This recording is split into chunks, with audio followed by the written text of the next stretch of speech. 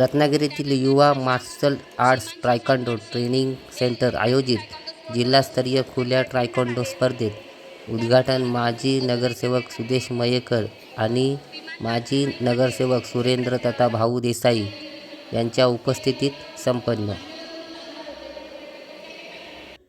रत्नागिरीतील जिल्हा क्रीडा संकुलन मारुती मंदिर इथल्या बॅडमिंटन हॉलमध्ये ही स्पर्धा घेण्यात आली आहे. संपूर्ण जिल्ह्याभरातून सुमारे 600 खेळाडू या स्पर्धेत सहभागी झाले असून स्पेशल कॅटेगरी, सब ज्युनियर, कॅडेट, ज्युनियर, सिनियर अशा विविध गटात ही स्पर्धा खेळवली जाणार आहे.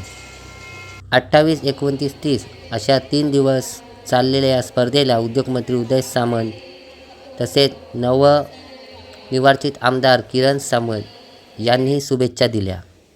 यावेळी व्यासपीठावर ॲडव्होकेट लवलेकर, राज्य संघटनेचे कोषाध्यक्ष आणि जिल्हा संघटनेचे अध्यक्ष व्यंकटेश करा, उपाध्यक्ष विश्वदास लोखंडे, सचिव लक्ष्मण करा, खनिजदार शशांक घडशी इत्यादी मान्यवर उपस्थित होते.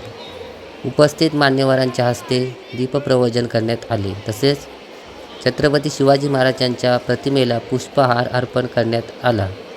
यावेळी भारताचे माजी पंतप्रधान मनमोहन सिंग यांना मौन बाळगून श्रद्धांजली वाहण्यात आली.